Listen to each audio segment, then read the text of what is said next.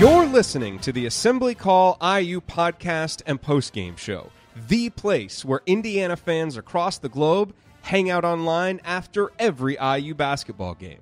Join us for our live broadcasts on Thursday nights and immediately following every IU game at our website, assemblycall.com. That's assemblycall.com.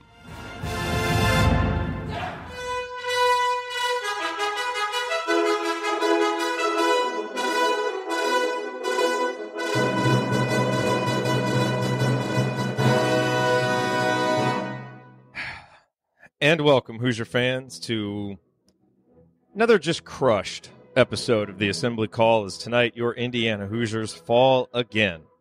Their 11th loss in 12 games, 48-46 to Purdue, dropping the Hoosiers to 13-13 overall and 4-11 in conference play. In a game where, after what we saw Saturday, so many of us just wanted to see these Hoosiers come out and fight and give effort and really play hard. And we certainly saw that tonight, but so many of the struggles that Indiana has had on the offensive end to get into any kind of rhythm, to get any kind of consistency on that end, were just, they were ubiquitous throughout this game, save for a few brief stretches. And ultimately, that results in this loss for Indiana, in which they played absolutely one of their best defensive games of the season, really did a nice job on the glass, played together, did so many of the things that you wanted to see. We just weren't able to make enough plays offensively to get the win, and it goes in the ledger as another loss in a season full of them. I'm your host, Jerod Morris. I'm here with Ryan Phillips and Andy Bottoms. We're going to break it all down for you on this edition of the Assembly Call IU postgame show. And we'll start this show the way that we start every show, and that is with our Hoosier Proud banner moment. And tonight's banner moment came late in the second half, 2 minutes and 32 seconds to go. Romeo Langford makes a couple of free throws to put Indiana up 45-41, and it really felt like this game might be different. It felt like the Hoosiers were in control, and of course Ryan Klein would go down, make a fadeaway three that was just yet another incredibly difficult shot by an opponent in Simon Scott Assembly Hall that goes the opponent's way. It's been like that all season. They cut it to one. Eventually, of course, they were able to make the plays to win the game. But those two free throws by Langford were absolutely huge. And I thought overall, Romeo really played a good game. The Hoosiers were +4 with him on the court. He had to miss 5 minutes at the start of the second half with that, sudden illness.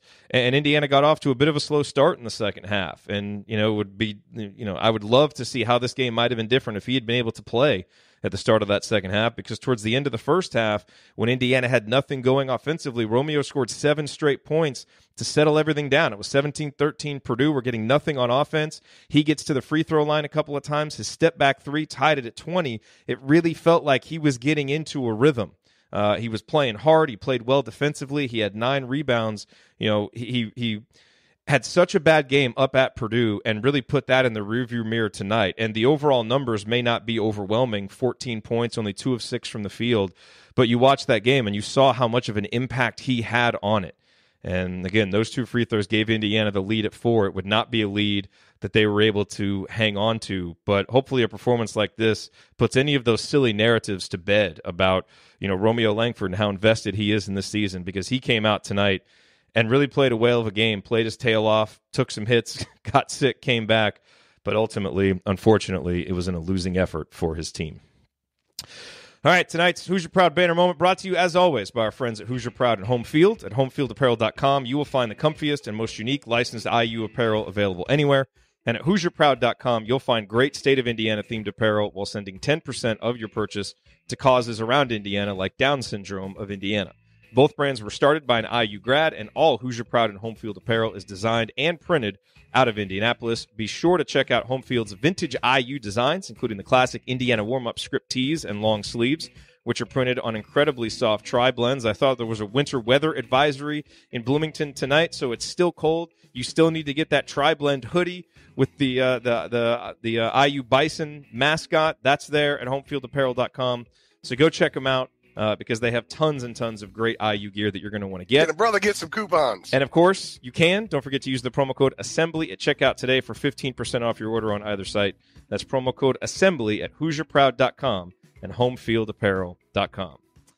All All right, well, it's time to move the ball, find the open man, and get some opening thoughts from the rest of our team. And Andy Bottoms, we will start with you, your Bottoms line on yet another crushing Indiana loss. Yeah, this was a rock fight of all rock fights, it felt like, but it seemed like for a little while there, IU was going to come out on top. There was a stretch in the kind of middle portion of the second half. IU held Purdue. They allowed them to score in just 1 out of 9 possessions in the middle, and one of those was a Klein. I think the fading to the side 3 at the top of the key. So that's one basket for Purdue in that stretch, and at the same time, IU had some unlikely contributions. The Al Durham jump hook in the post. Jerod had 6 straight, and it felt like this team would finally, had put itself in a position at least to really close out a game, and that has been such an issue for this team, whether it be closing out possessions late in the shot clock, closing out games when they have been close during the stretch. And this was another one. They just couldn't get it done. Purdue, scored on 5 of their last 7 possessions following that stretch. One of those was a putback from No Gel Eastern. Another one was a difficult drive from Carsen Edwards. Another was the Klein 3 that hits the rim and, rolls its way over. Then the over the back, put back from Harms at the end. And many of those were difficult shots in that scenario, but it was, where one more play from IU really would get him over the hump. They just couldn't do it. And on the other end of the floor, Romeo hit, 3 free throws was all IU scored over its last 6 possessions, was just those 3 points, and had a couple missed threes and a couple turnovers in there among that group. And it just felt like you're glad that they put themselves in a position, thanks to substantially better effort than what we've seen, to be able to, where a play or two actually makes a difference. But at this point, after the way things have gone, it feels pretty hollow to say, that really is representative of some kind of turning of the corner, if you will, just because it took, getting to this point to really be able to see that kind of effort. So we'll definitely talk about that. And I applaud the effort. Some of the guys were playing. Al Durham defensively was just phenomenal.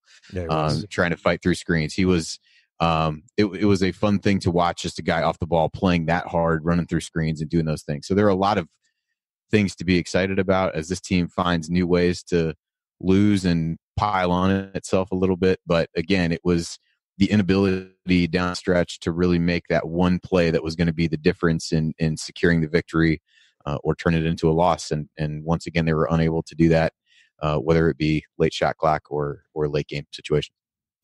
And now it is time for Ryan's rant. Ryan, what are you going to rant about tonight? Look, I know it's easy to say this, and I know that some people will call it a cop-out or whatever, but this just is not Indiana's year. How many times have we seen guys hit ridiculous threes to put the other team back in the game? How many times have we seen when they come out with a really good effort, they get beat by a crazy play? How many bad bounces has this team had? And you look at tonight, I don't know what we're going to see the final tally is. How many layups rolled off the rim?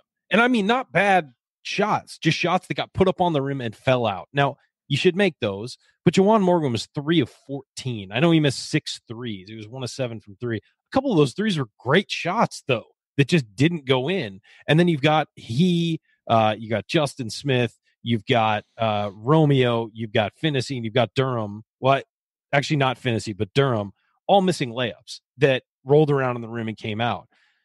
Now, again, it's on you to make those shots. Don't get me wrong. But sometimes the ball just doesn't bounce your way, and it's inexplicable. And this team is as snake bit as any team I've ever seen. Romeo Langford has this amazing stretch to end the second half, or end the first half, really gets Indiana in a rhythm, gets the crowd going. And what happens? He comes out and throws up into a trash can at halftime and misses the first 5 minutes. Could have continued that momentum. Indiana starts slowly instead. I mean, it's just one thing after another for this team all year round. And now, of course, you make your own luck. I get that. But tonight, they played phenomenally defensively all night. Everybody, 1 through 10, they played amazing defense. And they're guys that I am incredibly hard on in this team, who I have to tip my cap to because of how well they played defensively. You held Carsen Edwards to 4 of 24 from the field and 0 of 10 from three-point range. And you lost. And you lost because a couple shots went in that probably shouldn't, and a couple shots fell off the rim that should have gone in. Now, again, that's not the whole reason for the loss. I'm just saying 2 more bounces in IU's way, and that bounce from Ryan Klein's 3 that goes straight up in the air and falls in. Are you kidding me with what we've seen this year from some of these guys with late game threes with Bohannon and CJ Jackson and now Klein?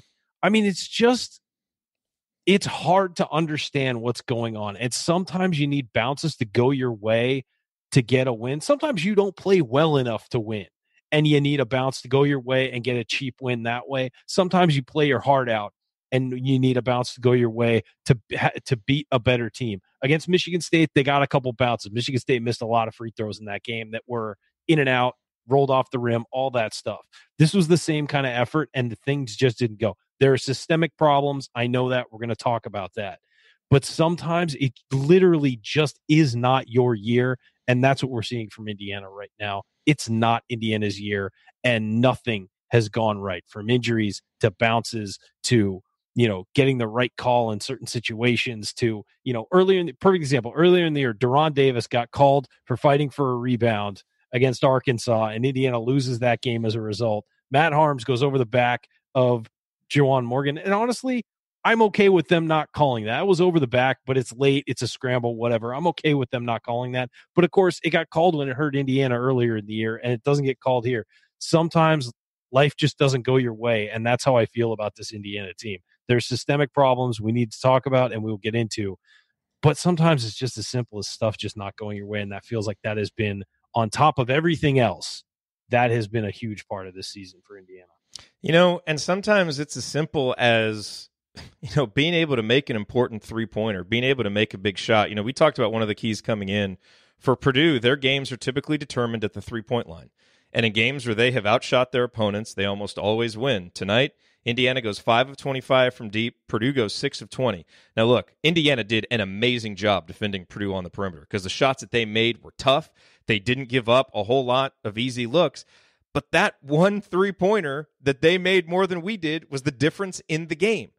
And, Al Durham had a shot. We were up by, I think it was 38-37, where the Assembly Hall would have erupted if he had made it, and it just missed. And that's been the difference this year is we can't make that dagger three, and the other teams can. But I will say this, Ryan, as much as it is, makes and misses and bounces and all of this stuff, and as great as Indiana's defense was tonight, and clearly the defensive game plan Archie had was awesome, and he had this team ready to play emotionally, and they communicated. So whatever they did to open things up and guys talking, they were ready to play. But my God, did we look clueless on offense at times. And your rant after I think it was the Minnesota game or the Ohio State game, one of the games, was about how he's got, whether it's hire an offensive coordinator, figure something, because the late game execution wasn't good, and there were just too many times in the second half, and even at times in the first half, where we just looked like we didn't have any kind of clue what we wanted to do offensively.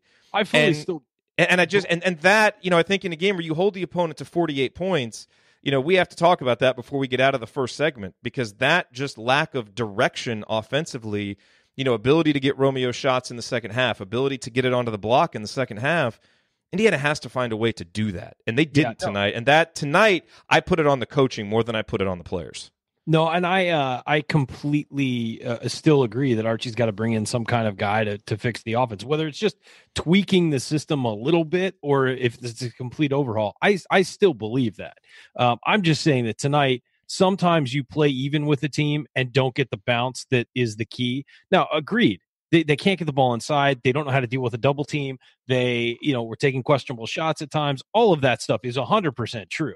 I'm just saying sometimes it comes down to, and quite frankly, Purdue was not good offensively either. I'm saying they played even with Purdue. Yeah. And really it was the team that had one better bounce or one play, executed better was going to be theirs. You had Romeo driving on the baseline getting called for a charge that was ridiculous when there's a wide open guy for a three in the corner. I mean, any one of those plays goes Indiana's way and they win this game, and none of them did. And Purdue got like 4 plays that were 50-50 plays to go their way. I think Purdue got shots up on some of ours. We dribbled the ball off our foot out of bounds. That's you got to get shots. It's true. And at the end, Juwan Morgan, I know on the broadcast, they said, Juwan Morgan, Romeo doesn't touch the ball. Well, Juwan Morgan dribbled to give Romeo the ball. He was guarded a little bit and he cut back door. And that's why Juwan drove it and slipped and fell. Again, guys have to come get the ball. Guys have to, sort of have the confidence to go do something. But again, I just think that sometimes you need 50-50 plays to go your way, and they just don't this year for this team at all. And there are years where they've all gone our way. I mean, the last Big Ten championship team had a lot of bounces, a lot of calls, and a lot of things go their way, and they wound up winning a Big Ten championship. This team, it's been the opposite. They haven't played well enough to be successful. That's 100% true. But sometimes when you play even with the team, you need some bounces to go your way, and they just haven't this year. Andy, it seemed to me that it was just so inconsistent. You'd have possessions where you saw a lot of movement off the ball, although in a lot of cases, I don't know that generated any looks. It's kind of you're running around, but are you really doing anything? Are you making hard enough cuts and things like that? I thought there were some opportunities for backdoors just as much as Purdue was overplaying on the outside. I think that might have been what they tried to set up on that last play that Ryan talked about. But and IU didn't get anything out of going into the post for the most part. Purdue, came at them with pretty hard doubles, but I can't recall a lot of really open shots that came as a result of that. I think it led to a few turnovers trying to do that. I mean, that's one of the big benefits. It should be one of the big benefits of being able to play through a guy like Durham, and that had been the case in some of these other games that since he's been back of really being able to set up other guys. But that just for whatever reason didn't lead to any clean looks. And IU did some damage on the offensive glass. I thought that was some of their offense came through that because there wasn't a whole lot coming in the general flow of things. But there were plenty of possessions where it's just 5 dudes standing around trying to wait for something to happen, and it just wasn't jogging through cuts, not doing the right thing. I mean, it's obvious, and it would be okay if you could throw it into Morgan. He wasn't getting double teamed, and he could just go to work. You can cover up for a lot of those flaws, but they were doubling hard, and it was hard for Indiana to find openings because Purdue was a good defensive team and was doubling hard and really messing up any rhythm they had with those doubles. And at some point, a guy like Morgan, a guy like Davis, you've got to figure out what to do there. And I'm not saying they weren't getting much help, but at some point you have to kind of try and figure it out and figure out how to do something, or call a timeout, walk over to the coach and be like, what do I do? I mean, it's because if you're getting trapped and your only option is to force a pass across the court, clearly something's wrong and needs to be better. And, again, not defending any of the offensive stuff. It's a problem, and we've been saying it for weeks that we think there need to be massive changes. Yeah, I would say that there have been times when the lack of cutting, the lack of movement, I've kind of chalked it up, because it's been in a game where the defense hasn't been good and guys haven't necessarily been playing as hard, and you chalk it up to that. Tonight, those guys were engaged. But you're right, Andy, there were some possessions where everybody's standing around, and I really think it's more like, what do I do, rather than not being willing to go hard, with what you're supposed to do. Like everybody was confused. Right. Yeah, and I just, man, we just needed to have a better plan there toward the end on some of those possessions. And that's so disappointing because, after such a bad performance Saturday, the guys came back and played to win. They played hard enough to win.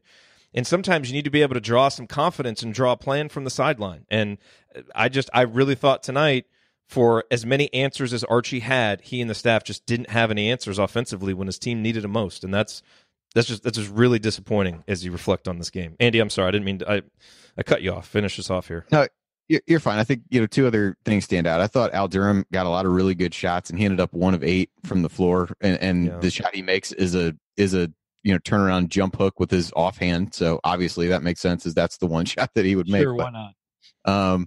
I thought he got good looks, and sometimes those, those types of games, we always talk about who's going to be the third scorer, things like that. In game, they're shots that he's shown the ability to make, certainly over the course of the season, but struggle with those. And I thought the foul trouble on Finney was a factor. He was playing with some confidence and playing really well. He got a kind of silly foul, no other way to put it, for his 4th, and that really took him out of the game for a really long period of time. At a time when I think the offense tended to run better when he was in there, and he was a guy who was willing to go try to get a shot for himself if he needed to, hit that nice pull up jumper with the shot clock running down. So I think those were big factors, but it was hard for IU to figure out how to deploy. If they wanted to play Durham and Juwan together, it seemed hard to figure out how to deploy them effectively, because Juwan ends up taking 7 3-pointers over the course of the game, most of which were open. And I think if you're Purdue, probably a shot you're willing to let him take, no matter how many points he scored and how well he shot over the course of the season. So I think that was, probably part of their plan as well, to be able to try to take things away inside. And if they get burned by a guy like him shooting threes, then so be it. And, for him to take half of his shots from the 3-point line is not what IU wanted and needed. And, but I just don't know that there seemed to be an effective front court combination based on how things were going over the biggest part of the game for IU. Yeah. All right, coming up as we continue our breakdown of Indiana's 48-46 loss to Purdue, we're going to make some drastic changes here to the order of segments. We want to talk about some other storylines in segment 2. We'll push meaningful moment and stats to segment 3. So stick with us. We're going to keep breaking down this game here on the Assembly Call next.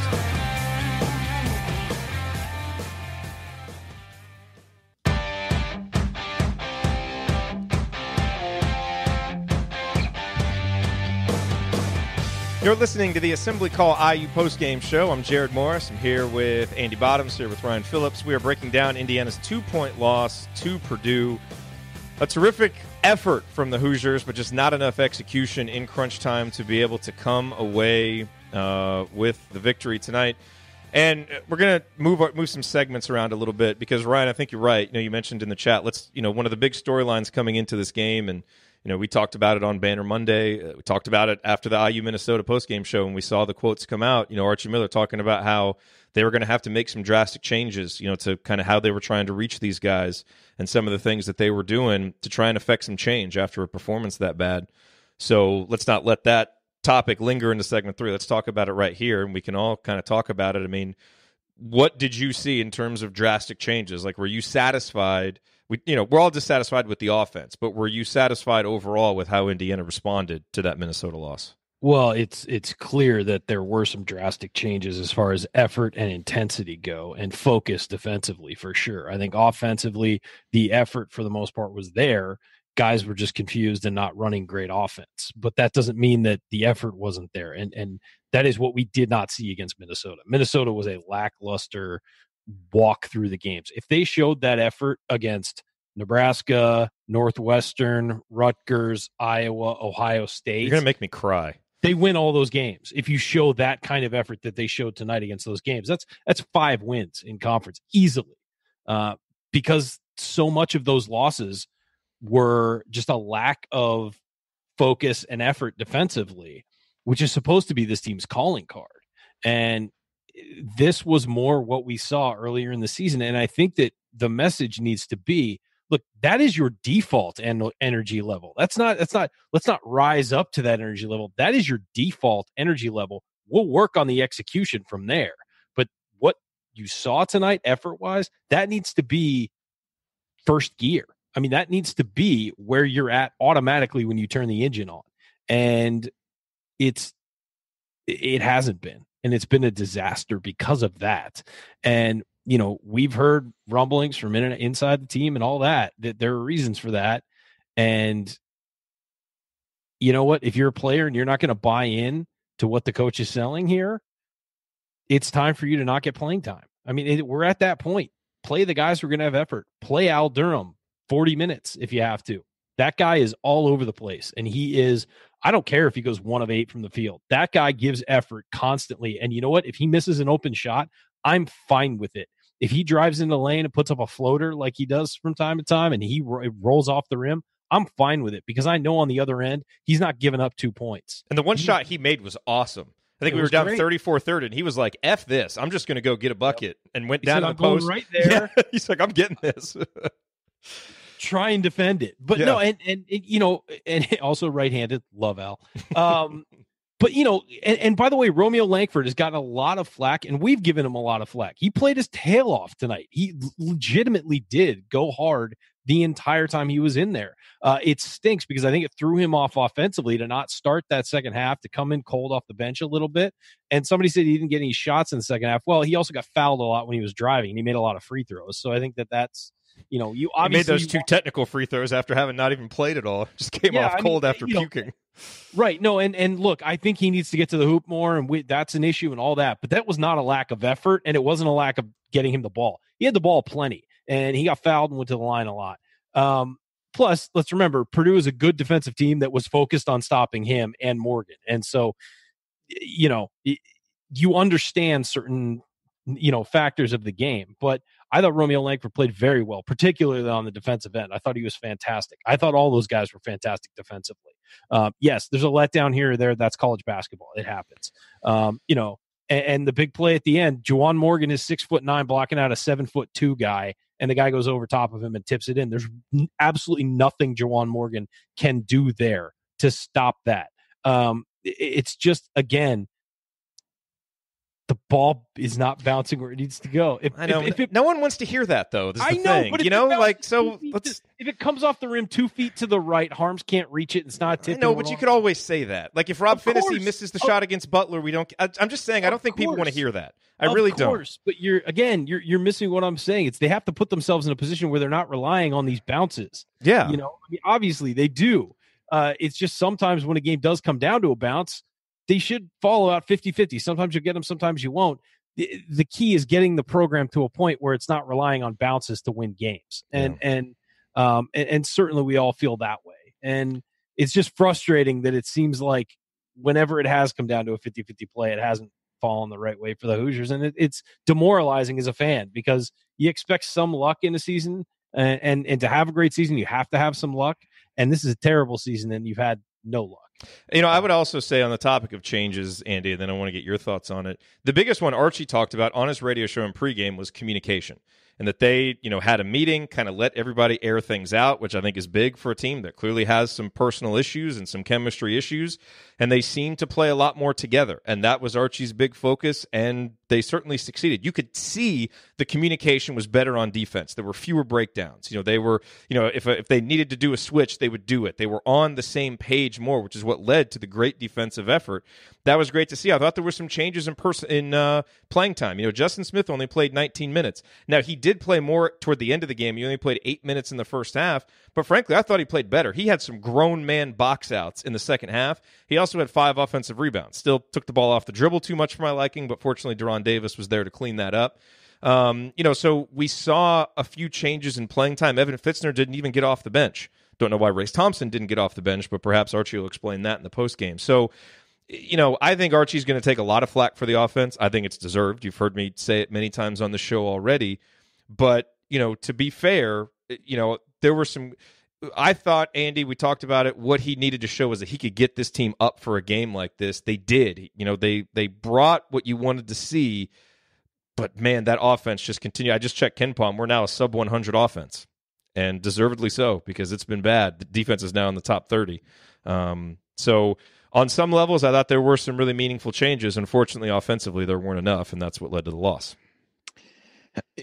Yeah, I think, and as you look back on, early in the season, I don't know how much of what we saw or the things that we thought were different about the offense. Easy to say now in retrospect, it may have been, fool's gold, and this team wasn't going to shoot the ball as well as they did at the beginning. Some of that was the opponents and all those kinds of things. I think that's probably fair. I guess from my perspective, from a change standpoint, he talked a lot about the team's disposition. In the few post-game quotes that I saw, seemed really happy with that. There definitely was a greater resolve to fight back in the face of adversity. And I don't know, nobody was scoring enough in this game to really get off to any kind of big lead. But, we've seen over the course of the season where the effort can look good at times and really ebbs and flows. And I thought that at least was a constant. And that is, if you want to find the positive in a game that you scored 46 points, that to me is what it is for a team that had lacked effort far too often over the course of the last month plus. I thought that was consistent. So if that becomes the foundation, then maybe you can work some things out offensively and go from there. But they're a tough watch on that end of the floor, and part of that is Purdue has some unique defensive pieces to really make that difficult. Nogel Eastern is a guy who can defend Romeo in a way that a lot of other guys in the Big Ten cannot. That being said, you've got to find ways to be able to get him opportunities, going downhill. I think that's been really one of the, main complaints for a while, is really getting Romeo the ball in a place that he can do something with it off the catch and really get moving toward the basket. And Purdue did a good job of limiting that, to their credit. But that continues to be a problem, particularly for a guy who's not a great shooter, did hit that big three toward the end of the first half. We know, and the opposing teams know just as well that, that's an area he struggles with, and that's a shot they're willing to give him. But I do think trying to be more creative in ways to get him the ball in those kinds of scenarios. We talked about the double teams really giving IU some problems over the course of the game. And I think point guard play, really becomes critical in those scenarios. And that's where I felt they really missed Finney there during that big stretch of the second half. And, in the same way that we talk about Juwan needing to be smarter about taking fouls in certain situations, I think that's one that, Rob needs to get back, especially, if you're going to be tasked with guarding guys like Carsen Edwards and Klein over the course of the game. You can't be giving up cheap fouls on a trying to dig down on a big guy in the middle of the lane. And part of that is youth. But I thought that really set IU back. Not that the offense was setting the world on fire when he was out there, but it was better and a little bit more of a stabilizing presence when he was in there. And it's you'd think that after this many losses, the team would not be finding new ways to lose. But I feel like this was one that we hadn't quite seen yet over the course of this losing streak. Yeah, I want to just mention one thing before we move on to the next segment. It was really nice to see OG Anunoby and Thomas Bryant in the crowd, by the way. Jerod Jeffries too. Jerod Jeffries was right next to him, yeah. But with, OG and Thomas, and there were great pictures of Thomas Bryant who came back to work out at IU this week during the All-Star break, and he's having a breakout year, and it's awesome for him. I think we're all stoked for him. But, this isn't the coach they played for, and they're still coming back to, be and cheer on Indiana. It's still big time Indiana guys. So I loved seeing that, considering they weren't on campus that long, 2 years for those guys. And the other thing I want to say is Matt Harms is one of the biggest fake tough guys I've ever seen in my life. And as Jerod said before the game, before the show. A fight, or for the show, in a fight, Deron Davis could, fold Matt Harms up into a suitcase if he wanted to. But so that guy just annoys the crap out of me. So of course he's the guy who had the tip in at the end. Yeah, it was nice to see Deron kind of stand up to him. It's nice to see someone take some pride and not take some crap from people at home. So let me ask you guys this, because you lose a game like this, you're really going to focus on things that happen late in the game. Did you have an issue with how much Deron was off the floor over the final couple minutes? I mean, Justin, got some offensive rebounds, did some things, and, Indiana has a foul to give on that last defensive possession. Do you maybe try to use that, try to do something? I mean, that last possession where Carsen Edwards just kind of knifed into the lane, Justin Smith isn't really in good position. For a game where the defense was so good, when you really needed to maybe have your best defensive possession, Indiana kind of broke down right there. Any other nitpicks that you guys have? Because, we lauded Archie so much for some of the late game stuff early in the season, and rightfully so.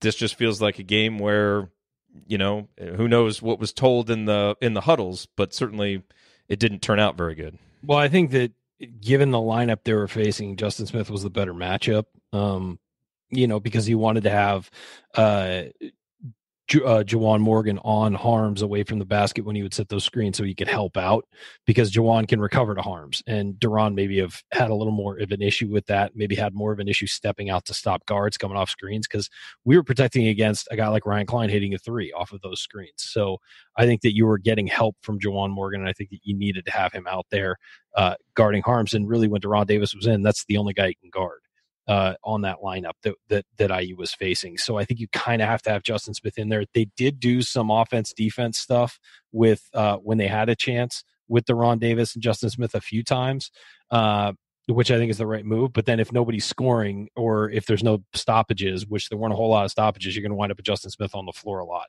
I thought Justin actually made some nice plays towards the end, being aggressive. He had that layup. He did some good stuff on the offensive end, being aggressive. He missed a couple of inside, but being aggressive led to some points for IU. So I was okay with it. Obviously, that's not the lineup I want starting, and that's not the lineup I want playing the most. But in that situation, I think that was probably the right lineup. I agree. He should have stepped up on Carsen Edwards. But once Edwards started shooting, there's nothing really you can do there, because, quite frankly, if you go up and you just foul him, given our luck, that ball probably finds a way to bounce in, and it's a 3-point play. And then late, that last possession, you could say, well, they left a foul on the ledger. I mean, that's just a coaching preference. They've been playing great defense, and really, when it spread out and it was just Carsen Edwards one-on-one with Al Durham, given the way Al Durham has played, I kind of like that matchup, and given but once he starts to beat him, maybe you foul him, make him reset it. Then, you know what? I think if you do that sometimes, you kind of get into the message of, well, okay, I got beat, let me just foul him. What if he all of a sudden pulls up for a shot? We've seen that a ton of times recently where guys, throw the shot up just to get the foul and wind up going to the line for two as opposed. And by the way, he missed the shot. So it's just the rebound bounced right to Harms. So again, they got what they wanted. They got Edwards to shoot a crazy shot. It didn't go in. And you're thinking, okay, if you get Edwards to miss that shot, you're going overtime. And although maybe that's where you're thinking trying to get Davis on the floor because, you need someone in there against Harms to help prevent the tip-in. But again, you have him on Harms. Harms is the guy who sets the screen. No, I know. So, there's like 8,000 things going on here. Plus, you had the offensive rebound at the other end. And, there's a lot of stuff going on. So, I honestly didn't have a problem with the way it played out. They got what they wanted. It's not, if Edwards had gone right by somebody and gone for a layup, then you could say, why didn't you foul? But he took a tough shot and missed. And it wound up, not working out for IU. Yeah, I've fallen in the same camp with Ryan, and I think they put Davis back in for that possession where Juwan lost the ball out of bounds. I think it did put him back in on the offensive end. Yeah, he was putting him in on offense, and so that made sense. He was able to bang with Travion Williams and really kind of abused him offensively. But once he wasn't in, that the next to last play where Edwards got the layup on the drive. I'm not sure.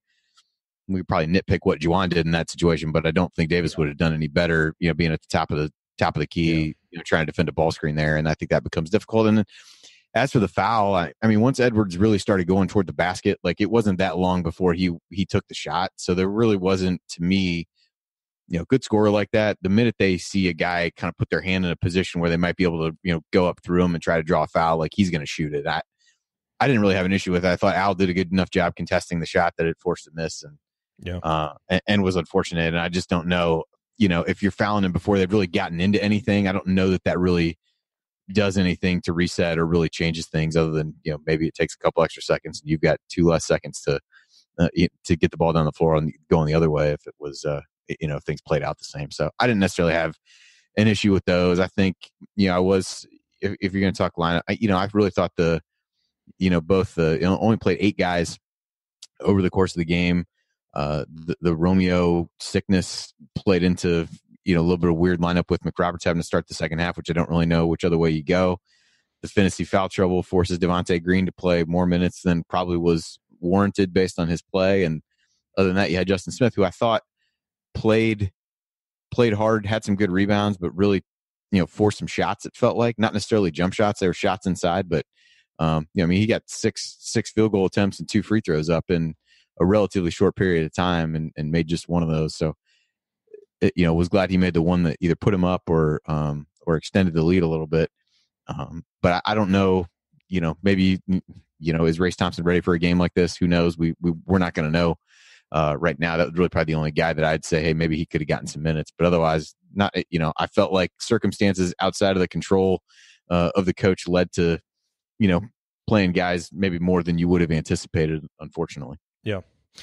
All right. Coming up, as we continue our breakdown of Indiana's loss to Purdue, we'll talk about tonight's meaningful moments you might have missed, and then we'll go inside the numbers to highlight the most important statistical notes from the game. You are listening to the Assembly Call. Stick with us.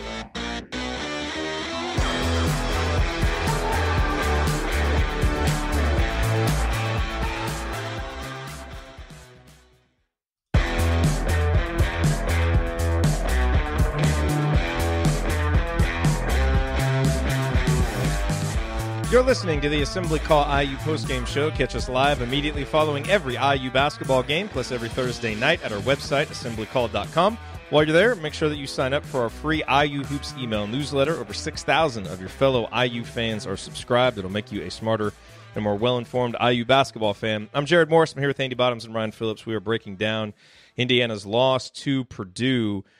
And, a few meaningful moments that I want to point out, and maybe we'll spend a little bit of time later, Andy, talking about the stretch that Deron Davis had. because he really took over the game late in the second half at an important point. It was 34-32. He, scored at the end of the shot clock, really made, kind of a tough shot over Harms to tie it at 34. Klein would go down and make a really big three. And then, the offense really struggled after that. Once it was 37-34, we had 2 straight possessions where Justin Smith is attacking off the dribble, which you never want, certainly don't want in crunch time. He missed both times. Durham was able to get the offensive boards.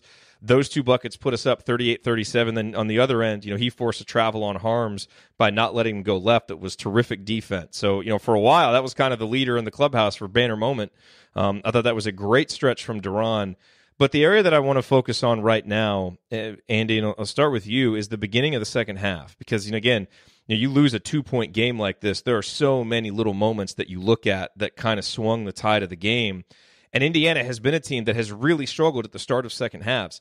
And for as good as our energy was for the first 20 minutes, I thought right out of the gate in the second half, about the first maybe 4 minutes, we didn't have the same energy. It kind of took us a little while to get back into it. And I don't know if that was just whatever the second half malaise is that we've had, seeing Romeo, start puking and it kind of shook everybody up. I have no idea. But we didn't look good. And Purdue scored 9 pretty quick points. And our offense was struggling. But, it was 25-20. They had scored 2 straight buckets. Rob Finney hits a huge shot. His foot just happened to be on the line, so it wasn't a 3. But I thought it was one of those shots that was kind of desperate for us to get, because it kind of felt like Purdue might go on a big run and kind of, extend a lead a little bit. He hits that shot. McRoberts would hit a 3 a few possessions later that was huge. And those shots, even though we weren't, like, sometimes you don't play well, but you shoot well. I thought for that stretch, we didn't play well, but we shot well. It kept us in the game. And then from there, we started to play a lot better. Romeo got back in. The energy got better. But I just thought those 2 shots by Finney and McRoberts on a night and for a team that hasn't made, that hasn't shot very well, we kind of desperately needed those shots just to save us in that stretch of the game. So big shots by those guys. Yeah, that may have been IU's, well, at least the first possession, one of their worst defensive ones of the game, really. Klein ran off a bunch of screens. McRoberts got lost on that first 3. The second one was kind of a fluky play. It's the one where they tried to throw a pass. It hit off Harms' head, bounces to Klein, who, Juwan had stepped up a little bit to guard somebody and, give up a layup like that. Not a lot you can. Bounces, man. Not a lot you can do. Would have liked to seen it hit Harms more squarely in the face, but, we're not. Juwan was also standing flat-footed and not ready to recover on it either. Was. So, you make your own luck at times for sure. Yeah. Yeah, but so I thought they struggled there, but they did hit those big shots, and really after 4 possessions from each team, it actually evened itself up at 7-7. They get a layup, but then Devontae turns the ball over and misses a 3 on the next 2 IU possessions before the technical gets called on Harms, and IU gets 3 points out of that. Make it 3 out of 4 from the line. Which, by the way, that was a bad technical. Let's be honest. That was yeah. I don't know what agree. They were thinking there. Yeah, but that really led to a stretch. IU did kind of bounce back in that moment where it was, they were kind of tied for that half at 7. But then outside of those free throws, IU, those were the only points that IU scored on the next, 9 possessions, where you had 4 turnovers, if I'm counting this right. Missed some threes, missed some shots inside around the basket. It just another one of those stretches where it really just killed them to play that badly. And Purdue didn't take a ton of advantage of that. I think they scored 7 points in that stretch, but you lose, you end up going down 4 points. And that was really when, Al hit that shot that you talked about, Jerod, and Durham went on that little run. But it was really, for me, it wasn't the immediate beginning of the half, because IU rebounded from that pretty quickly, which was, I think after the games that we've seen, pretty concerning that they wouldn't. Really kind of dug their way out. Durham hit a nice shot inside. It was really that 9 possession stretch after that where he scored 3 points all in free throws, can't make a shot, and turned the ball over 4 times with, that was kind of the killer stretch there where you seem like you'd, stem the tide a little bit of what Purdue had done to start the half, but not enough as you kept going. And it just, same thing we've seen, just too many of those stretches where you scored 1 time out of 10 that you have it. You just, that's just so emblematic of the offensive problems. And the defense at times when it looks bad gets really overblown as to how it can be. But again, in a game where you hold your opponent to 48 points and you can't win, it says a lot more to me about the offense than it does about the defense, even if there were some breakdowns during that stretch. Yeah. Agreed. One other moment that stood out, and it's from very early in the game when it was 10-7. And, we were up 10-7, playing pretty well. McRoberts forced a steal. And it was nice having Zach McRoberts back out there doing some Zach McRoberts things. He has no chance to stay in front of Carsen Edwards, and he got lost on defense and gave up a wide open 3 in the second half. So all of that. But, we just get more 50-50 balls when he's on the court. And I don't know if it's because he rubs off on other people or he gets them all, but we just do. And it was nice. By the way, he looked like Zach McRoberts for the first time all year. Yeah, he did. And he actually shot it with some confidence. It was nice to see. Maybe the back is finally. I don't know. I mean, I don't think it'll be. Lately, it's been more the foot than the back. Yeah, I mean, he still looked like he wasn't moving great when he would come off the floor. But during the time on the court while he was playing, he looked a little bit more normal. But then when they would take him out. Yeah. The back, I think, is what's going to prevent him from diving on the floor and just being a pest as he usually is, even more than the foot. and that back injury, look, it's probably not going to be healed till after the season. I don't know if he's going to do surgery or what, but it's going to be a long road. I've had a back injury like that, and you don't want to do anything. It's regardless of forget basketball, you don't want to do anything. Yeah. So for the first time all season, it looked like the same guy we saw last year, and that we were so high on coming into this year if he could shoot it. Yeah. So he forces a steal. It leads to a run out for Rob Finney, and it looks like it's going to be 12-7. We get an easy bucket. Assembly Hall is rocking. Man, credit to Sasha Stevanovic because he made a great rundown block on that play to block that shot of Finney. It would have been 12-7 with some momentum. Instead, and Andy, you might have the actual numbers there. We didn't score for 4, 5, 6 minutes after that. And again, for a team that has just struggled to get offense, and especially early in a game like this where you really need things to go right, I thought that was a huge, huge play, a great defensive play by Purdue, because I thought that was one of those big momentum plays that we just haven't been able to get. And, nothing you can do there but credit a great defensive play by Stefanovic. Yeah, that was possession 2 of a 9-possession stretch where IU didn't score at all. There you go. There was, I think, and it was toward the beginning of looks like 14, 15 possessions where IU scored once. So, would have been nice to have the layup. would have been good. Might have broken that up just a little bit, but you just had it was the same thing in that stretch. I mean, it's a 15 possession stretch where you got 6 turnovers. Just when it rains, it pours with this team, and that's just such ineffective offense.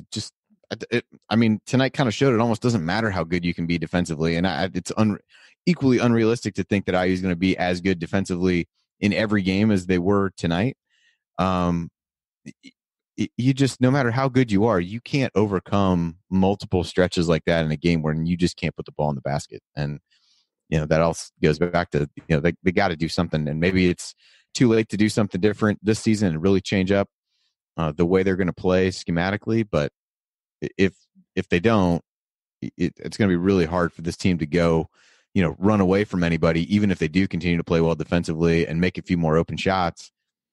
You're not going to, put enough distance between yourself where anybody's ever going to be able to, feel comfortable and breathe in any kind of sigh of relief that things are going to, it's going to be a comfortable finish to the game. You just not when you have stretches like that during the game, frequently as IU seems to. And one other one, and again, this is something that has really plagued us in the Iowa game and the Ohio State game, the 2 home games since the Michigan State game, is, sometimes at home, the timing of plays makes a big difference for getting the crowd to go nuts. And hey, credit to the Assembly Hall crowd. They showed up tonight. They supported a really strong effort all throughout the night.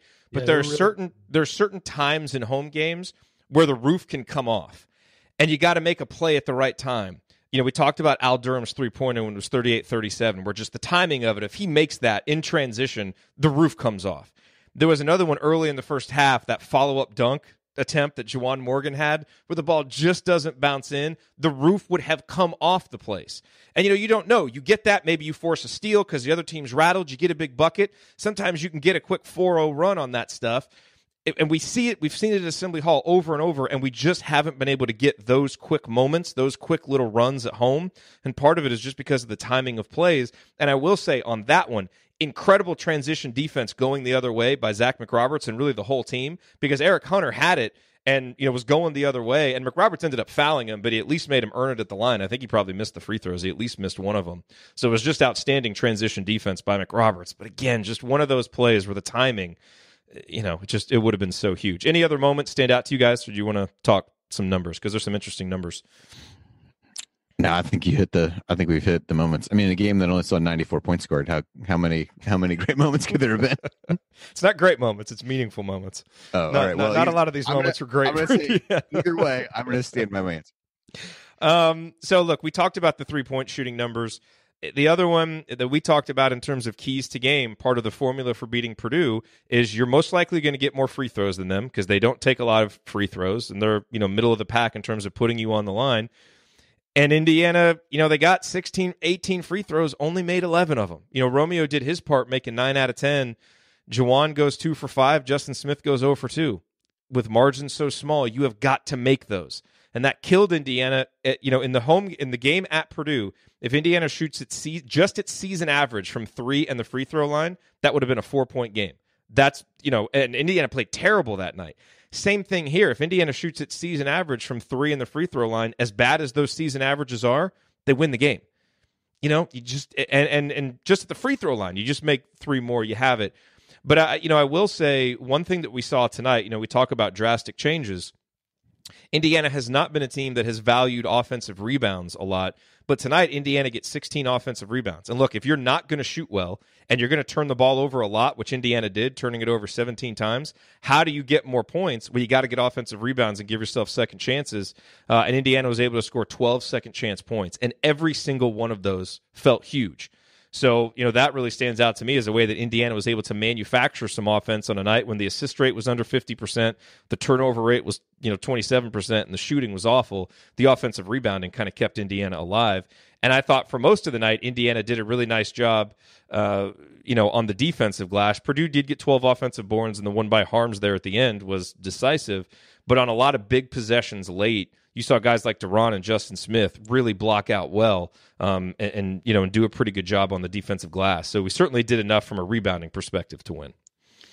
Yeah, there were a few examples of really strong box outs. I know they got mentioned on the broadcast a number of times as well, where the ball would hit the floor. That IU did a really good job there, and ended up. I think the rebounds were fairly even in the first half, but ended up out rebounding Purdue by 7 in the second half. Again, rebounding margin isn't everything, but the assist number again, we've seen that from this team when they're able to really try to facilitate some things and get things off of ball movement.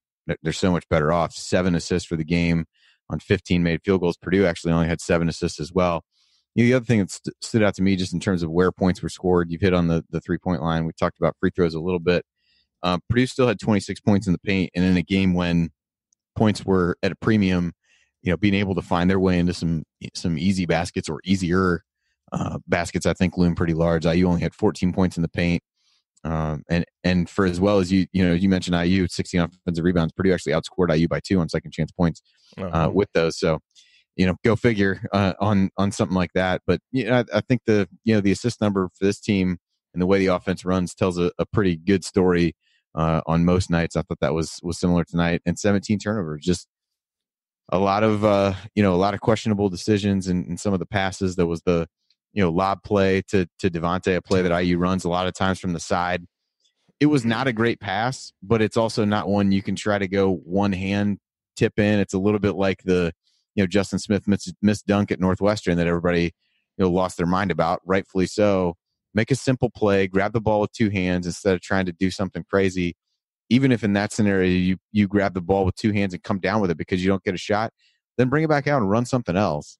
It was just a play that there's just no way in the world that he's going to be able to make. And those are just seemingly small decisions, but on a team that struggles so much offensively in a game that ended up being really close, it's little things like that lead to turnovers that don't need to. There was a shot clock violation where, just not great awareness, 5 seconds left. You end up lobbing the ball to Durham 18 feet from the basket on the inbounds. I mean, you're putting him in a position where there's really not a lot he's going to be able to do with it. But, again, free throw shooting was killer. And, the funny thing is the guy who shot the ball the best from the free throw line is, and Romeo is the one that missed one at the end. Although, every Purdue guy and announcer and anybody else you can think of is putting the kibosh on him as they're, tweeting out different things and whatever. And he, rims one out. I thought the first one was going to miss, actually, the way that it went up there. Mm-hmm. Yeah. So it was kind of funny. You kind of felt like you dodged the bullet on that one. And maybe the fact that one rattled home, maybe the second one would be a little bit cleaner. But he's shot the ball really well from the free throw line, done a good job getting there. So that's by no means to Saying anything about that. Credit, he almost rebounded his own miss on that second. Mm-hmm. Yeah. He saw where it was going.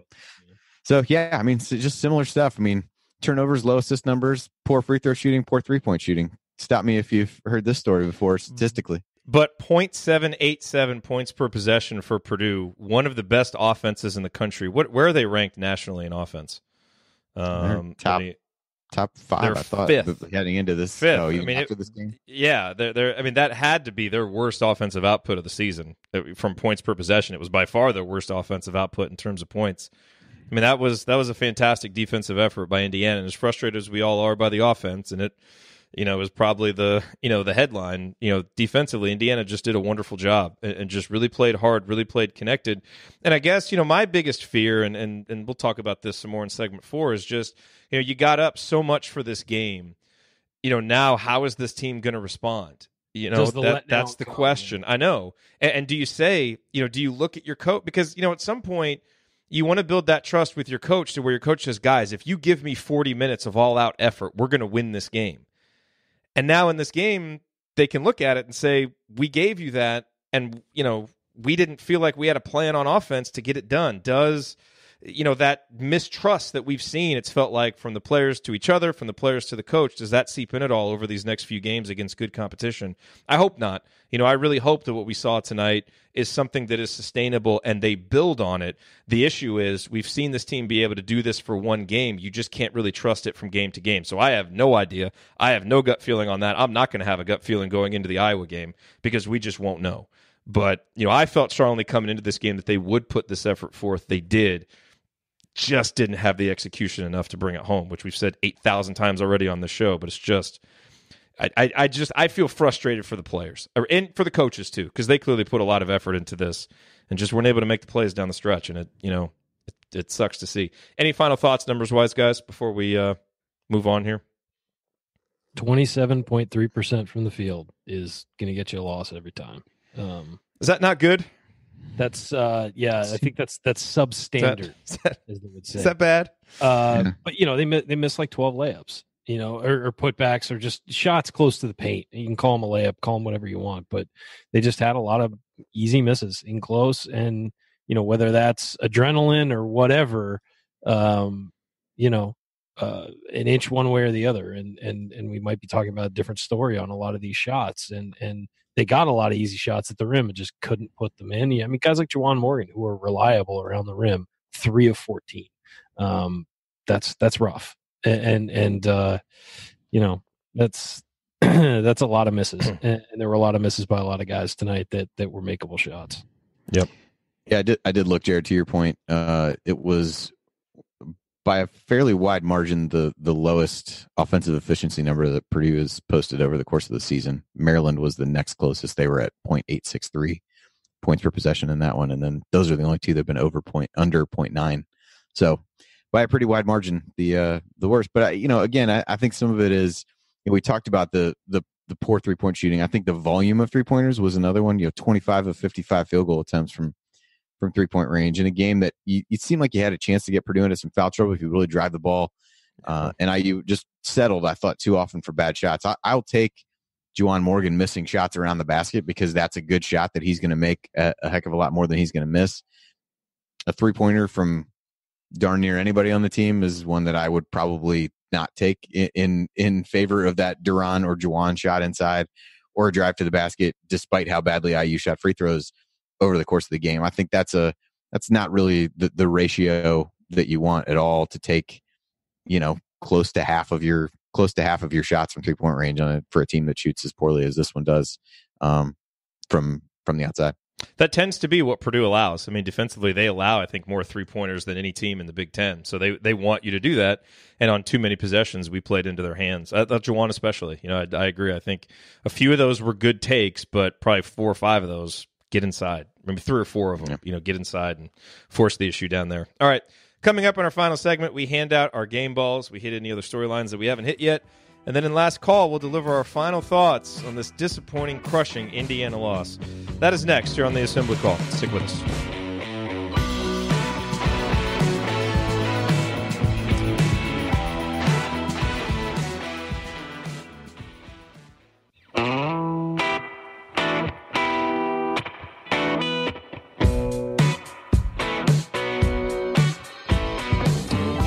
You're listening to the Assembly Call IU Postgame Show. I'm Jerod Morris. I'm here with Andy Bottoms and Ryan Phillips. We are wrapping up our breakdown of Indiana's loss to Purdue on Tuesday night, 48-46.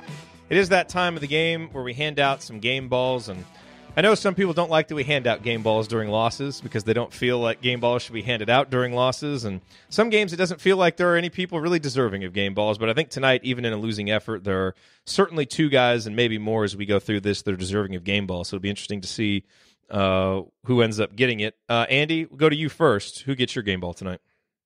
I'll give mine to Romeo. I thought that in addition to 14 points, 9 rebounds, first in points, second in rebounds on the team, I thought played really hard defensively.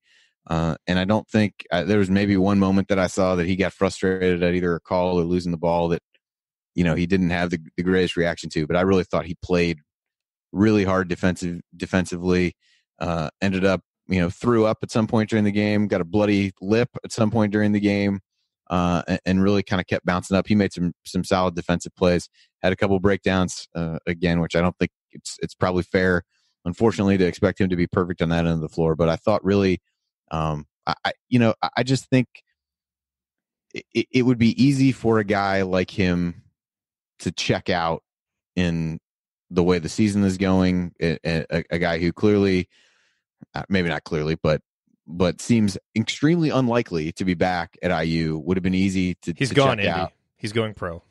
I know. Well, I don't know. Is Andy saying he might be on a 2-year plan? No, I'm not. Do not give people hope, Andy. Just don't.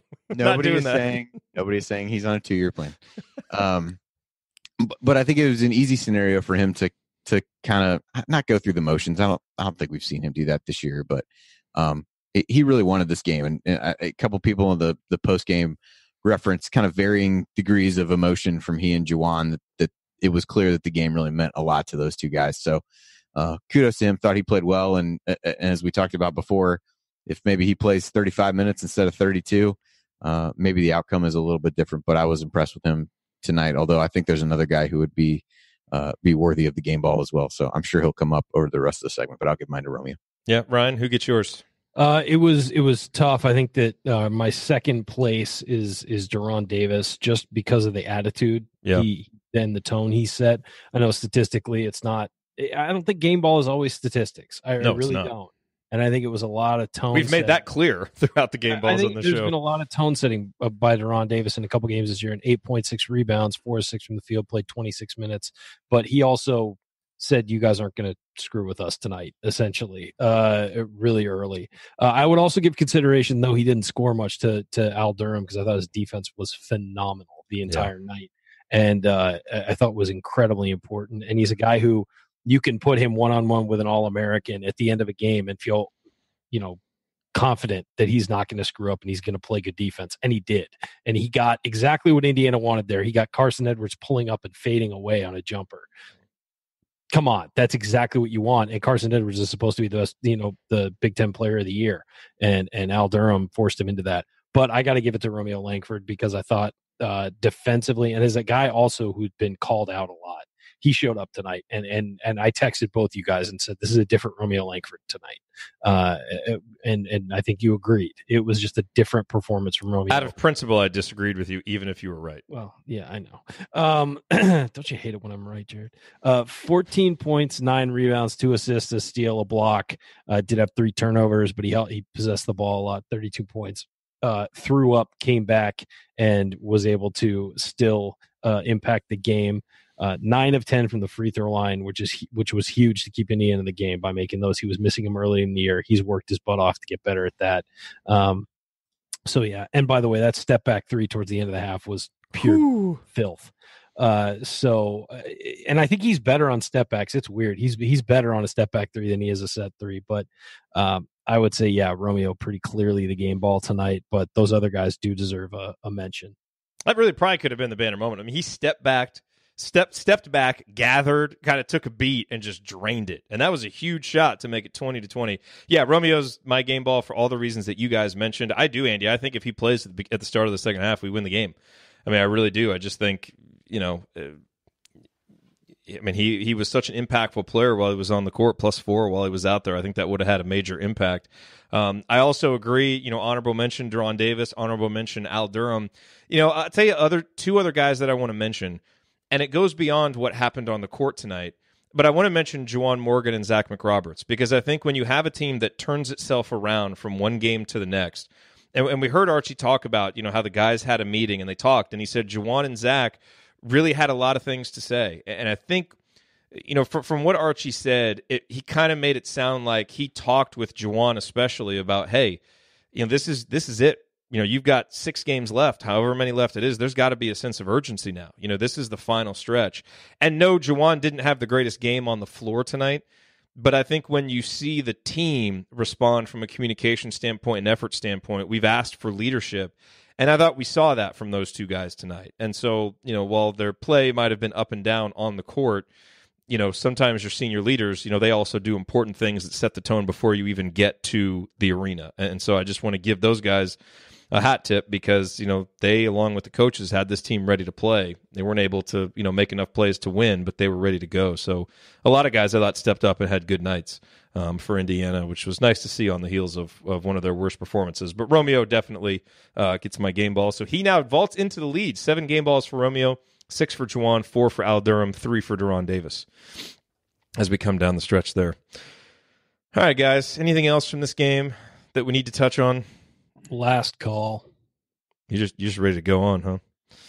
It was a tough night, Jerod. It was. I'm ready to put this behind me and celebrate Manny Machado arriving in San Diego. I do. So, lingering questions coming out of this game. Why didn't Race Thompson play? I'm curious about that.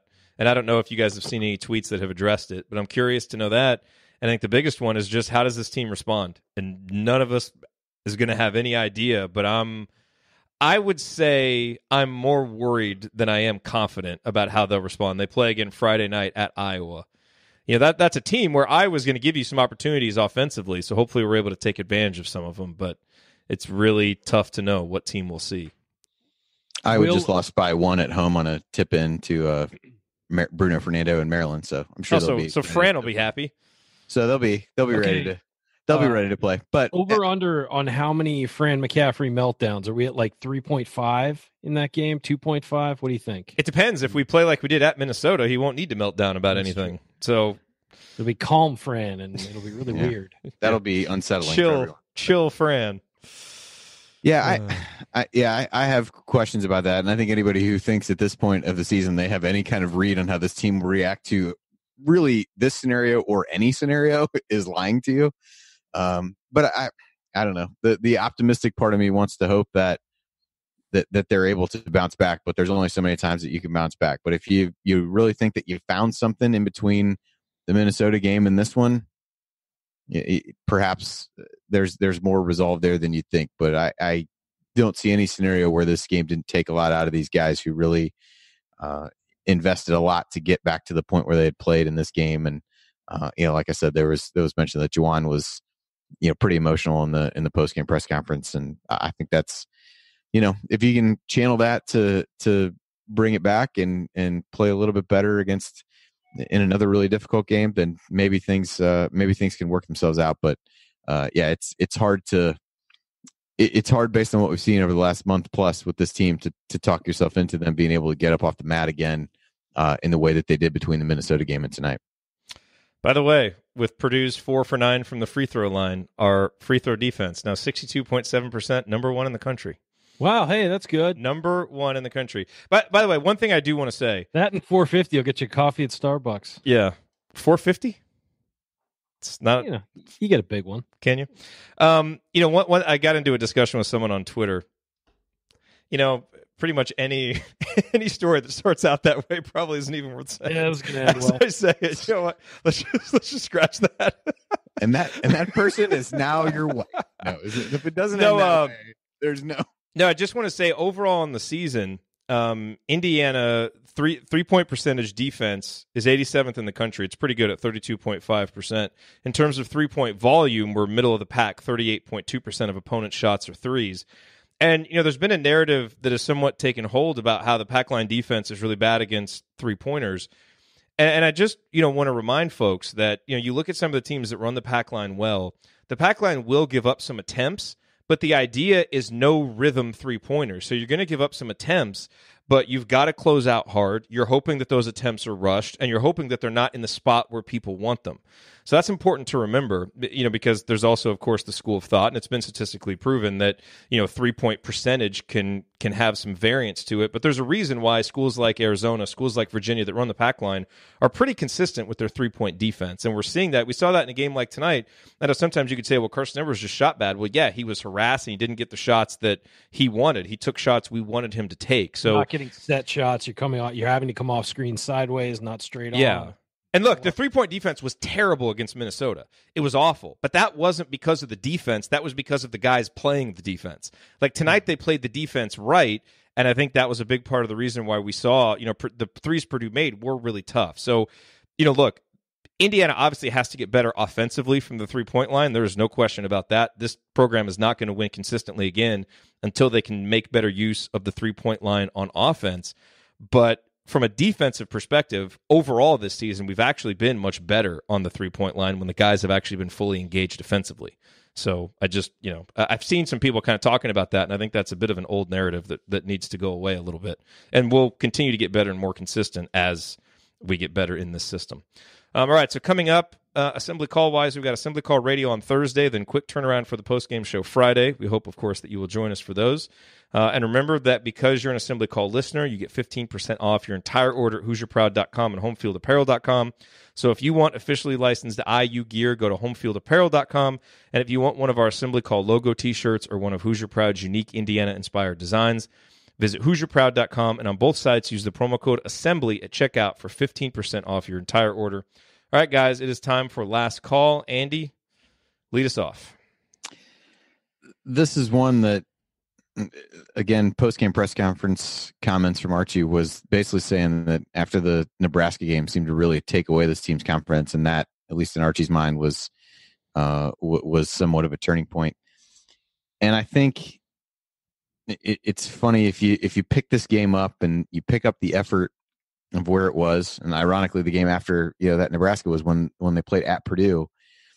If you see this kind of response, this kind of effort in the immediate aftermath of what at the time seemed like an anomaly, that Nebraska performance, and they hadn't played well at Michigan, played well at Maryland and lost. That Nebraska game at that point felt like the outlier. And if you were able to pick up the effort that you saw tonight and the way that this team responded to a really poor performance, the Minnesota game might have taken the throne from that Nebraska game of the worst performance of the season in some ways. And if you'd seen this team respond that way at that point, it makes you wonder what the season would have done. And I kind of told myself before we got in here that I wasn't going to go back and be like, man, where was this? Yeah, this was great effort. Try to turn it into some kind of moral victory. And so that's not what I'm trying to get at here. I just, from whether it be players or coaches, it just sucks that it took that long, whether it's sustained or not, no matter what the answer to our question is as to how this team responds to this loss, it really sucks that it took that long for this coaching staff, this team, to respond to adversity and a poor performance with the kind of effort that we saw tonight, because the offense was painful to watch. It was brutal at times, but I'm willing to live with losing with the effort that we saw tonight in short stretches, losing games like that just because they played so damn hard and tried so much on defense and played tough on that end of the floor against a really good and elite offensive team. And so it's one of those, you can see the glass half full or the glass half empty based on a performance like this. And I think people probably would view it differently if it came at a different point in the season. And it just, kind of leads to that overarching frustration and what could have been that this season will ultimately be remembered for, really, no matter what happens from here on out. And I quite honestly can't figure out whether that's a good thing or a bad thing at this point, because great to see the effort, struggled to understand why it took getting to this point to do it. And in the end, it just kind of adds to the pile of disappointing losses that this season has really turned into. And maybe in a while, we won't remember this one any different than we remembered some of the other ones, even though, seems like each of these have been unique in their own way, but just a hard game and a hard season to really put into any kind of context just based on the ebbs and flows of it so far, which is really an open-ended way to wrap up final thoughts on this game, because it really just becomes difficult to know what to make of it, what, if anything, this really means. And maybe we start to figure that out against Iowa, and maybe we don't. If this season has proven anything, it's that we have absolutely no idea what this team's going to do next and how they're going to respond to any scenario. So stick with us and find out as we go down the rest of the path of the season, because that's next on the assembly call. As we're all miserable together. Who knows? Who knows what's going to happen? What horrible way will we find to lose another game? Who knows? But just a weird game, just a weird season. Just this game fit well within the season that this has become, for sure. Great comment from Jen in the chat mob. She said, Ryan looks like he could use a cup of coffee right now. Is he asleep? No, I'm just meh. It's just hard right now, guys. I've had a long day too. It started very early. God. A certain player choosing my team over Jerod's. Cut his mic. Mute. Okay, my last call. Here we go. I'm back. Oh no, I'm not back. Am I back? You're I'm back. All right, good. I can unmute myself, Jerod. What I would say about this, and Andy kind of touched on it. Honestly, over these last 5 games, I don't care if they win or lose. I would love for them to win, but I want them to see them play like tonight. I want to see the offense get better. I want to see the execution get better, but I want to see this team play like tonight. If they win playing lackluster basketball, it's still going to be disappointing. I want to see this team play like it did tonight. I want to see fight. I want to see these guys lock in defensively and play hard. I mean, honestly, they're not going to play a team that is demonstrably better than Purdue in their last 5 conference games. They're not. Michigan State just lost Nick Ward and has lost what's the other guy? Langford. Josh Langford, yeah. I was thinking Langford for some reason. Yeah, Langford. So they're not going to play a demonstrably better team than they played tonight, and they should have won this game. If they play like this down the stretch, I think the offense gets better as it goes, because I think that they have I saw some better ideas tonight. I don't think they were executed particularly well, but you saw a lot of Romeo getting one-on-one. I don't think Iowa's going to double the way they did in the post. I think that the post guys will have more opportunities. I think they can win games, but the baseline needs to be that you come out and play with your hair on fire. That is how this team played at the beginning of the season, and it's how they played most of last season. Play with some heart and hustle and just go for it, because you've got nothing to lose. And I don't want to see another lackluster effort this season. I want to see this team play hard. I want to see this team try and earn something. So yeah, that's what I say. They got 5 games left. They really need to go nuts, and then they need to have a nice run in the Big Ten tournament. And quite frankly, I as I said, I want them to win every game. I want IU to win every game they run out there. But my baseline isn't winning right now. It's playing though as hard as they did tonight. Yeah, I mean, we often see, and we've seen a lot, after games, people saying the season's over. And I get it. People are frustrated, and they say that to mean like maybe the chances of the NCAA tournament or, the chances of this season living up to its potential are over. And I understand that. That's certainly the case. But, man, there's 5 more regular season games left. There's a Big Ten tournament. And, to me, each of these games are meaningful. How is Juwan Morgan going to go out? Is he going to go out fighting and doing everything he can, to leave with as much positive momentum as possible? What more wonderful performances do we get to see from Romeo before he heads off to the NBA? Young guys like Justin Smith and Rob Finney, like what kind of growth do we see from them? What is Race Thompson able to contribute? How does Deron Davis start building toward his senior year? I think, and Archie Miller, what do we see from this coach that, Andy, to a certain extent, it's concerning, seeing him recognize that they lost it in the Nebraska game. And here we are. I mean, look at all the uneven performances since then. And why did it take, until after the Minnesota game for these quote-unquote drastic changes? And maybe there are perfectly reasonable explanations for that because of how things have gone behind the scenes. We don't know. But, man, you hear that and you think, that was a long time ago. Like, why weren't we able to get something going since then? What is this young coach who's in his second year, who is clearly still doing some learning on the job? What is he able to do to pull this team through this at the end of the year? So, I agree that so many of the things that we thought we were going to see this season are gone. those are over. But I still think that there are so many compelling things to watch on a game-in, game-out basis, and that's why we do the show every game and try to give every game the respect it deserves. Certainly some games are more enthusiastic than others, and we're more excited to do the shows than others. But I think, especially for a young coach trying to build a culture, this is a really meaningful end of the season, whether it results in a tournament appearance or not. And what we saw Saturday, that was 2 huge steps back. What we saw today was a huge step forward. That's how you have to play every game. That's especially how you have to play at home. If we can add any level of offensive execution and competence to the defense and the effort we saw tonight, this team can beat any team left on its schedule. Can being the operative word. Now what we'll get to see is, will they? And does this team, is what they showed tonight, is that a sign that this team has a pulse to end this season? We all certainly hope so. We'll be watching on Friday night to see. But I think, as you lick your wounds from this game and, try to come to grips with being 3-13 and probably playing a Wednesday game in the Big Ten tournament, there are still opportunities to get beyond that. There's still opportunities for this team to try and finish this season with pride, and every game matters. And so I think, from a fan perspective, I think that's probably the best way to view the end of this season, and hopefully this team gives us some more good things to cheer about as we go here toward the end of the year. All right, well, that'll do it for us on this edition of the Assembly Call IU Postgame Show. If you want to see us do the show live and be part of the live chat, make sure that you subscribe to our YouTube channel, youtube.com/assemblycall. You can also subscribe to our podcast by searching for Assembly Call wherever you listen to podcasts. And don't forget to go to assemblycall.com or text IU to 66866 to join our free email newsletter. Thank you for listening. We'll be back to talk IU hoops again with you Thursday night and then Friday after IU Iowa. Until then, keep your elbows in and your eyes on the rim. Go Hoosiers.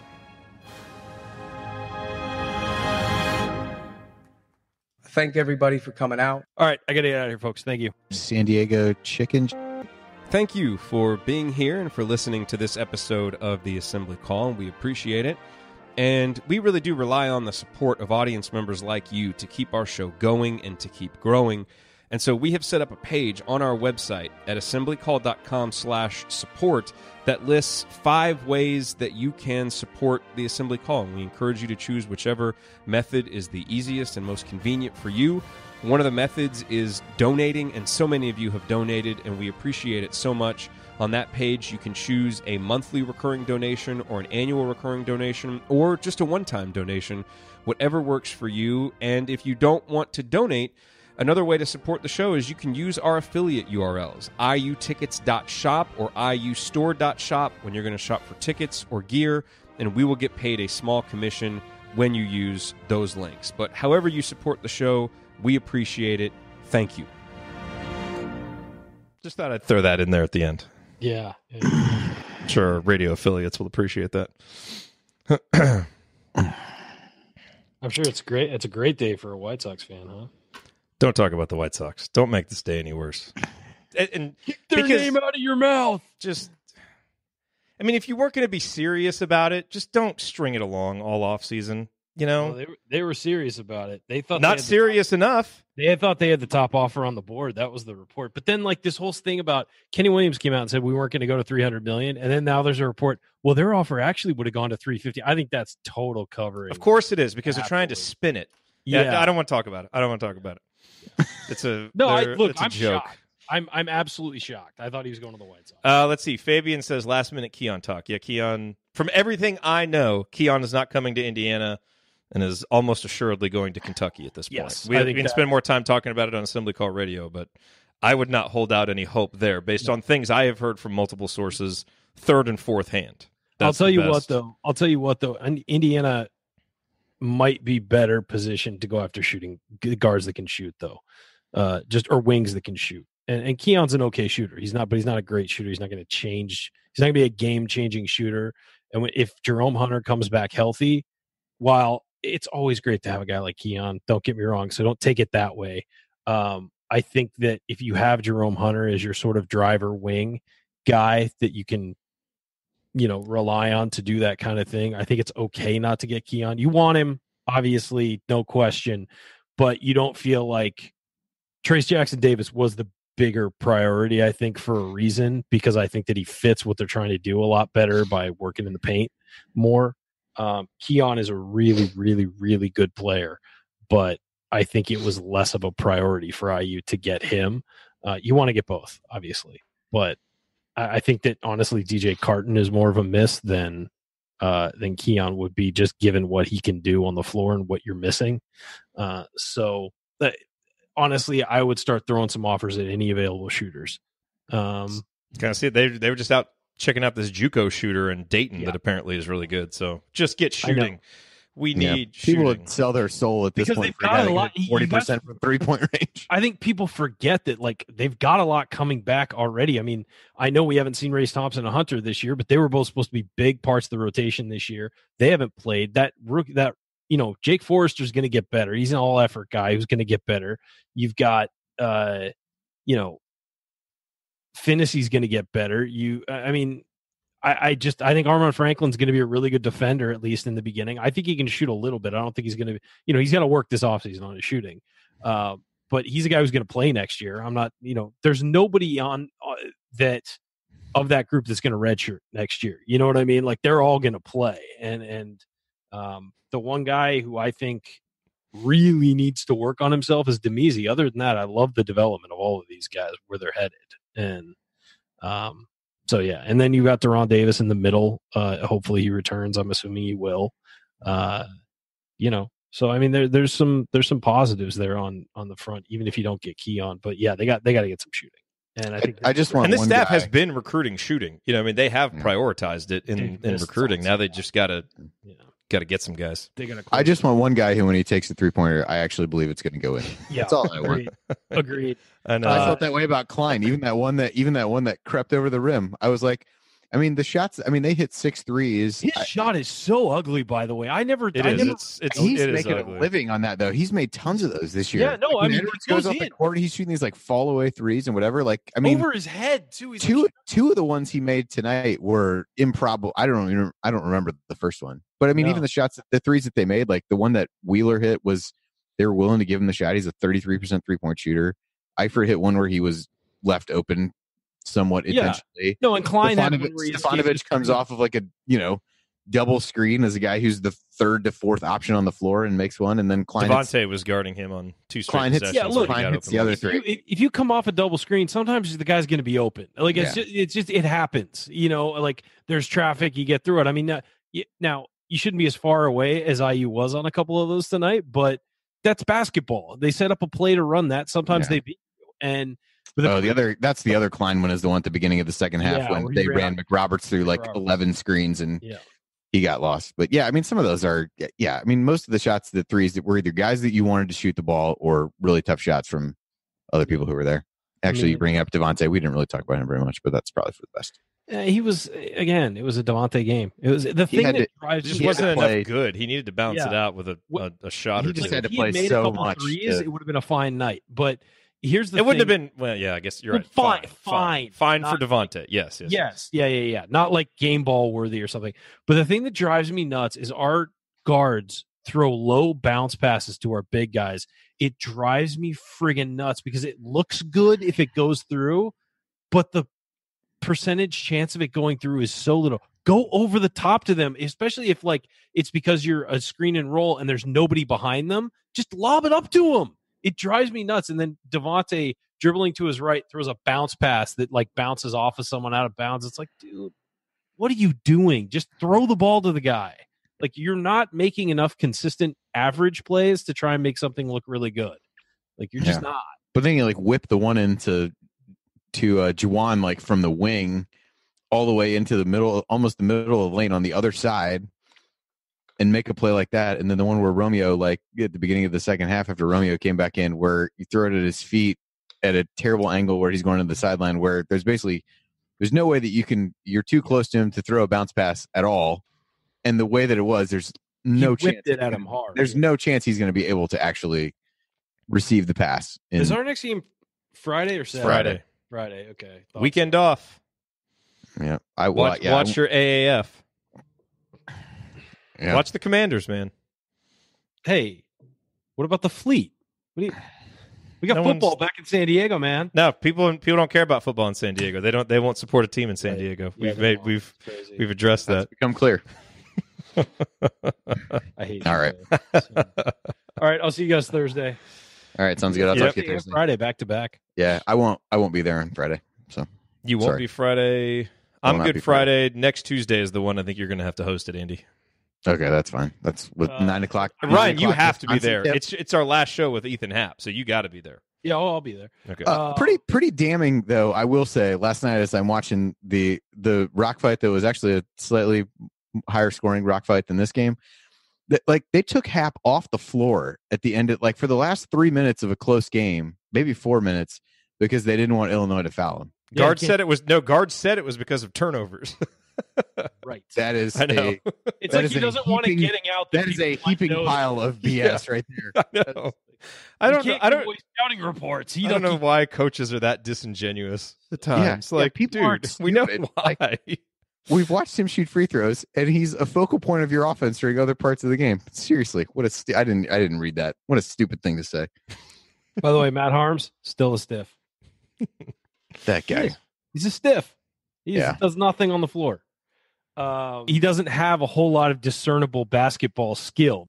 How was that wrong? Like, quite frankly, let's be honest. That's 1,000% accurate. I don't He know wasn't how the wrong. one He's with- also never lost to Indiana. That I don't know how turd. the We need to play in the change first that. half, for as dumb as the hook and hold can be, like how is that not what he was doing to Duran? He's clearly trying to deceive somebody. Like Duran has locked up his arm, which was not true at all, and then he throws himself on the floor. Like, I'm fine with a no call there, but the way they're calling that this year, yeah, that was Yeah. looking old. Yeah, that's not a Mhm. double foul. All right. I Yeah. do have to leave now. But yeah, I'll be there Thursday and then I'll be Friday too. cool. Okay. See you guys then. We will see All you right. all Thursday night. I'll say hi to Manny for you. Oh, please do. See you. See ya. Oh man.